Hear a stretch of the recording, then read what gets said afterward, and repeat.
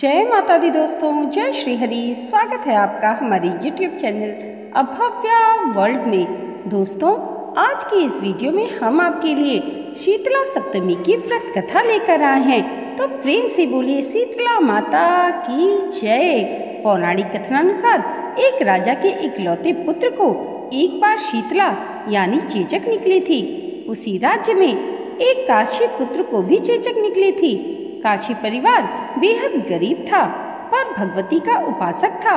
वह बीमारी के दौरान भी पूजा पाठ के नियमों को अच्छे से निभाता रहा। उसके घर में साफ सफाई का विशेष ध्यान रखा जाता था।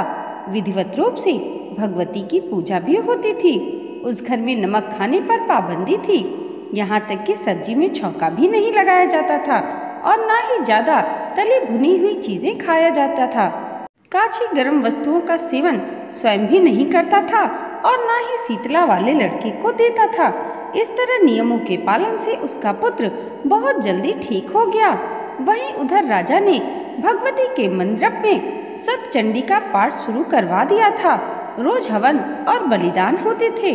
राजपुरोहित भी भगवती के पूजन में निमग्न रहते थे। राजकुमार के शीतला होने के बावजूद राजमहल में रोज कढ़ाई चढ़ती थी। तरह तरह के गर्म स्वादिष्ट पकवान बनते थे।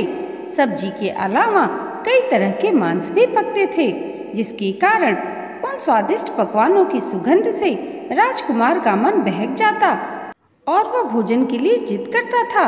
इकलौता राजपुत्र होने के कारण उसकी हर जिद पूरी कर दी जाती थी।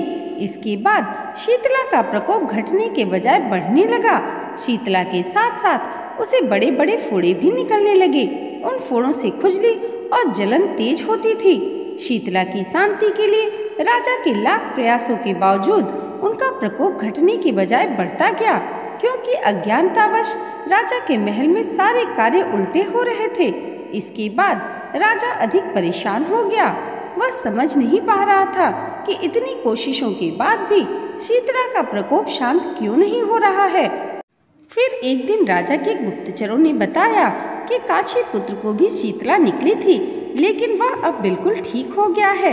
यह जानकर राजा को हैरानी हुई कि मैं शीतला की इतनी सेवा कर रहा हूँ, पूजा अनुष्ठान में कोई कमी नहीं कर रहा हूँ, फिर भी मेरा पुत्र रोगी होता जा रहा है, जबकि काशी पुत्र तो बिना सेवा और पूजा के ही ठीक हो गया। यह सोचते सोचते उसे नींद आ गई। तभी श्वेत वस्त्र धारण भगवती ने राजा को स्वप्न में दर्शन देकर कहा, हे राजन, मैं तुम्हारी सेवा से प्रसन्न हूँ, इसलिए तुम्हारा पुत्र अभी जीवित है। इसके ठीक न होने का कारण यह है कि तुमने शीतला के समय पालन करने वाले नियमों का उल्लंघन किया है। तुम्हें इस हालत में नमक पर पाबंदी लगाना चाहिए। नमक से रोगी के फोड़ों में खुजली बढ़ जाती है। बिना छौंका वाली सब्जियों का सेवन करना चाहिए, क्योंकि छौंके की गंध से रोगी का मन ललचता है। इसके अलावा रोगी को किसी के पास आना जाना भी नहीं करना चाहिए, जिससे रोगों का संक्रमण फैलता है। अतः इन नियमों का पालन करोगे तो तुम्हारा पुत्र अवश्य ही ठीक हो जाएगा। विधि समझाकर देवी अंतर ध्यान हो गई। सुबह उठते ही राजा ने देवी की आज्ञानुसार सभी नियमों का पालन करना शुरू कर दिया। इससे राजकुमार की सेहत में भी सुधार नजर आया। वह अंततः ठीक हो गया। शीतला माता की पूजा के अलावा इस दिन भगवान श्री कृष्ण और माता देवकी का विधिवत रूप से पूजन करके मध्यकाल में सात्विक चीजों के भोग लगाने की मान्यता है।